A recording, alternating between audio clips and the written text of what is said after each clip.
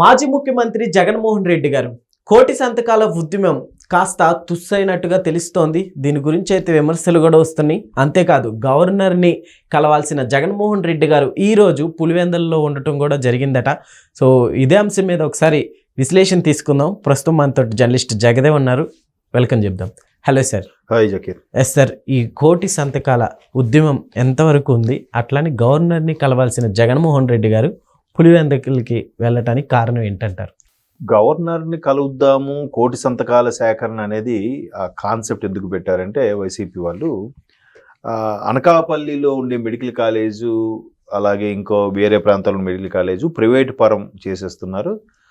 వీళ్ళు P4 విధానంతో శరవేగంగా చేస్తున్నప్పటికీ కూడా దాన్ని ప్రైవేట్ పరం చేస్తున్నారు అనేది వీడి యొక్క ఆరోపణ. అంటే ఏదో ఒకటి ఇప్పుడు ప్రభుత్వం మీద ఏదో ఒకటి విమర్శించాలి, వార్తలో నిలబడాలి అంటే ఆ మాత్రం వైసీపీ అనేది ఉంది, జగన్మోహన్ రెడ్డి గారు ఉన్నారు, రాష్ట్రంలో ఉన్నారని తెలియాలి కదా. ఎందుకంటే ఆయన ఎప్పుడు లండన్లో ఉంటాడో తెలియదు, ఇప్పుడు బెంగళూరులో ఉంటాడో తెలియదు, తాడేపల్లిలో ఉండేది చాలా తక్కువ అంట. సో ఇట్లాంటి వార్తల్లో ఉండడం వల్ల కొంతమందికి కొంచెం తెలుస్తుంది కదా అనే ఉద్దేశంలో ఒక మెల్లమెల్లగా రాజకీయాలుగా ఏదో నడిపిస్తున్నారు. ఎందుకంటే ప్రతిపక్ష హోదా లేదు కాబట్టి. ఇకపోతే ఈ మెడికల్ కాలేజ్ వ్యవహారం మీద యాంటీగా ఉంది, ప్రజలు ఈ విధంగా వ్యతిరేకిస్తున్నారు కూటమి ప్రభుత్వం మీద. కాబట్టి కోటి సంతకాల సేకరణ కార్యక్రమం పెట్టారంట. కోటి సంతకాల సేకరణ అంటే ఎంత, కోటి మంది సంతకం పెట్టాలి. ఎలాగా? ఈ 26 జిల్లాలకు సంబంధించి 175 నియోజకవర్గాలకు సంబంధించి ఒక్కొక్కరుగా వెళ్ళి బాబు అయ్యా రండి ఒకసారి సంతకాలు పెట్టండి బతిమాలుకుంటే ఎవరైనా సంతకం పెడతారు. అలా కాకుండా ఏదో ఒక పెద్ద హోర్డింగ్ లాగా పెట్టి దాని మీద వరుసగా ఎవరెవరు వస్తున్నారు, ఎవరికి సంతకాలు పెడతారు. అదేమీ చేయలేదు. పైపెచ్చు ఈయన కూటమి ప్రభుత్వం వచ్చి 18 నెలలు అవుతున్నా సేమ్ అదే తాడేపల్లి ప్యాలెస్లో, అదే ఇంతకుముందు గవర్నమెంట్ ఉన్నప్పుడు మంత్రివర్గ సమావేశం అక్కడే, పోలీసులతో మాట్లాడేది అక్కడే, డీజీపీతో సమీక్ష నిర్వహించేది అక్కడే, పార్టీగా నాయకులతో అదే ఛాంబరు, అదే పొజిషన్. ఇప్పుడు కూడా అలాగే ఫీల్ అవుతున్నాడు ఆయన. ఇంకా ముఖ్యమంత్రి అనుకుంటున్నారేమో, ఆయన దాని మించి బయటకు రావట్లేదు. ఇప్పుడు నాయకుడు అనేవాడు తాను ముందు నడిచి కొన్ని 100 లక్షల మందిని వెనక నడిపించాలి. ఎక్కడ నడుస్తున్నాడు ఆయన? ఒక్క సమావేశం కూడా బహిరంగంగా చేసింది లేదు, పైపెచ్చు సక్సెస్ అయ్యింది లేదు. చేయకపోతే సక్సెస్ ఎలా అవుతుంది? ఫస్ట్ అటర్ ఫ్లాప్ ఏంటంటే చాలా జరిగాయి. బిగ్గెస్ట్ అటర్ ఫ్లాప్ డిజాస్టర్ ఏంటంటే వెన్నుపోటు తెరమన్నాడు. దానికి ఆయన ఎక్కడికి రాలే. నాయకులు వీళ్ళు అంబటి రాంబాబు లాంటి వాళ్ళు, మాజీ మంత్రులు వీళ్ళు భుజాలకు వేసుకొని చేశారు తప్ప ఆయన ఎక్కడ కనబడలే. సార్ అదిగాక రివర్స్ కొట్టింది, వెన్నుపోటు ప్రజలు ఈయనకి వెన్నుపోటు అంటే ప్రజలు ఈయనకి వెన్నుపోటు పొడిచారా? అదే కదా దాని అర్థం, వెన్నుపోటు తినమంటే. అంటే ప్రజలందరూ కూటమిని సుమారుగా 92% గెలిపించారంటే అంటే అర్థం ఏంటి? అంత ఓటింగ్ ఎందుకు వచ్చింది? దానికి కూడా వీళ్ళు సంకలు గుద్దేసుకుంటారు ఏంటంటే 40% ఓటింగ్ మాకు ఇంకా ఉంది, 40% ఓటింగ్ ఇంకా ఉంది. మొన్న కూడా ఒక ఆయనతో మాట్లాడే ఒక నాయకుడు, ఆయన లాయర్ కమ్ నాయకుడు అంట, బాసు మీరు మర్చిపోతున్నారు 40% ఓటింగ్ ఉందండి. మరి ఇదంతా ఈవీఎం ట్యాంపరింగ్ అంటున్నారు కదా, సో ఆ ఈవీఎంలో మీకు 40% వచ్చిందా అని అడిగాను నేను. వెంటనే అలా కాదు, మీరు టాపిక్ నన్ను రివర్స్ గ్యారేజ్ నన్ను ఏదో ఆడుకోవాలని చూస్తున్నారు. సరే వదిలేండి సార్, ఎందుకు మనం సరదాగా మాట్లాడుకోవడం, ఆ టాపిక్ ఎందుకులేండి అనేసాను. అంటే 40% ఓటింగ్, 40% ఓటింగ్ ఉంది, ఈవీఎంలు ట్యాంపరింగ్.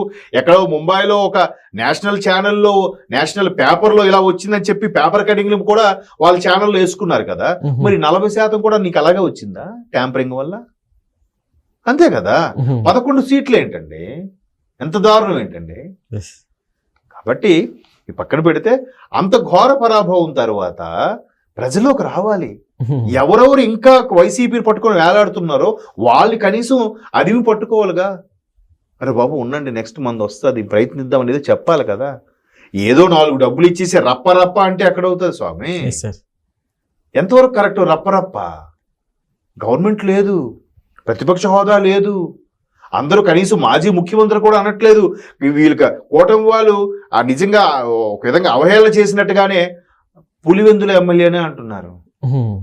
అయితే పులివెందులకు వెళ్తున్నారు, లేదా బెంగళూరు వెళ్తున్నారు, తాడేపల్లి ప్యాలెస్లు ఉంటే బయటికి రావట్లేదు, తప్పితే లండన్ వెళ్తున్నారు బిడ్డల దగ్గరికి. ఎట్లా? చూడు, గవర్నమెంట్ 2024 జూన్లో ఫామ్ అయింది. జూన్ 12 ఎప్పుడో ప్రమాణ స్వీకారం చేశారు చంద్రబాబు నాయుడు గారు.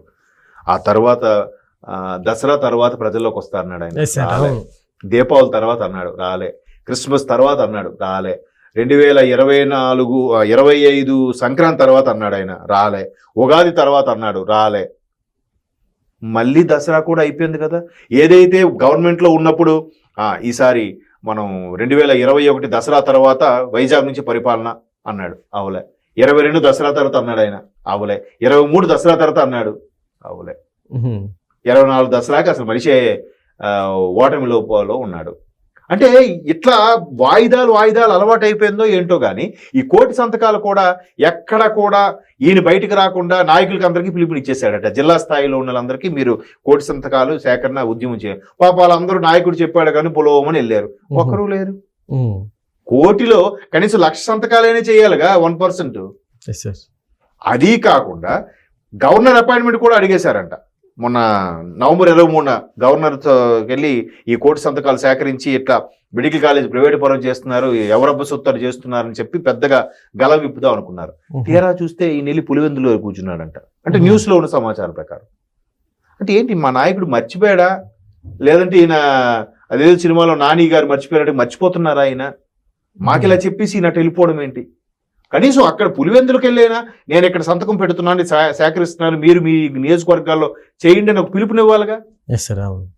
అదేమి పిలుపునివ్వకుండా మర్చిపోతే వాళ్ళకి ఎలాగుంటది? ఏంట్రా మొన్న ఒకటి చెప్పారు అలాగే అయింది, ఇప్పుడు ఒకటి చెప్పారు అలాగే అయింది అన్న ఒక ఇది వచ్చేస్తుంది కదా. అంటే ఇప్పుడు మొన్న వరదలతో శ్రీకాకుళంలో మొందా తుఫానే ఉత్తరాంధ్రకు సంబంధించి అసలు ప్రతిపక్ష హోదా కూడా లేకుండా ఉన్న ఈ వ్యక్తి గవర్నమెంట్ మీద ఎప్పుడు ఛాన్స్ దొరుకుతుందా, ఎప్పుడు బురద జల్లుదామా, వీళ్ళు అసలు ఏమీ చేయట్లేదని ఈయన ముందు ఉరకాలి. అవేవీ లేకుండా గవర్నమెంట్ అన్ని సెట్ చేసేసి ఏరియల్ సర్వే చేసేసి కేంద్రం నుంచి రావాల్సిన నిధులు రప్పించేసి ఒక్కొక్కరికి ఆహార పొట్లాలు ఎమర్జెన్సీ అన్ని చేసితే ఈ లాస్ట్కి 8 రోజుల తర్వాత వచ్చి నష్టం జరిగింది, రైతులు పట్టించుకోవట్లేదంట ఈయన. ఇంకా ఈయన గవర్నమెంట్లో ఉన్నాడు అని ఫీల్ అవుతున్నారేమో. అంటే గవర్నమెంట్కి ఎప్పుడు ఇచ్చినా ఎవడే అడిగేవాడు లేడు కదా, ప్రతిపక్షాలు ముందు వెళ్ళిపోతారు కదా. ఇక్కడ రివర్స్. అంత వయసు గారు చంద్రబాబు నాయుడు గారు కూడా గ్రౌండ్ లెవెల్లోకి వెళ్ళి అక్కడ మట్టి బురద అవి చూసి మొక్కలు చూసి చలించిపోయి ఎట్లా ఎలా చేస్తున్నామని చెప్పి వెంటనే అధికారులతో అక్కడికక్కడే సమీక్ష నిర్వహించి మాట్లాడితే ఈయన 8 రోజుల తర్వాత వెళ్ళి ఎంత దారుణం జరిగిందని అంటే ఎవడో పట్టించుకుంటాడు? మీ ఛానల్లో మీకు ఇంకా ఫాలో అయ్యే కొంతమంది మహానుభావులకి చెప్పుకోవచ్చేమో, ఎవరు చెప్పుకుంటారు? ఇంకా అంత దారుణంగా గ్రాఫ్ పడిపోతుంటే మీరు రాజకీయంగా ఆలోచించకుండా చేస్తుంటే ఇంకా రప్ప ఏంటి ఉద్దేశం కదా. కాబట్టి వాళ్ళ ఆలోచన విధానం నిజంగా వాళ్ళు ఎవరు చెప్తే వినరా, లేకపోతే వాళ్ళకి ఎవరు చెప్పలేరా, లేదంటే ఇంకా అదే ట్రాన్స్లో బతికేస్తున్నారా ఏంటి అనేది నాకైతే అర్థం అవ్వట్లేదు. ఇంకా మరి వాళ్ళ ఇష్టం, వాళ్ళ కర్మ అనాలేమో బహుశా. ఓకే, అంతే. Okay sir, thank you.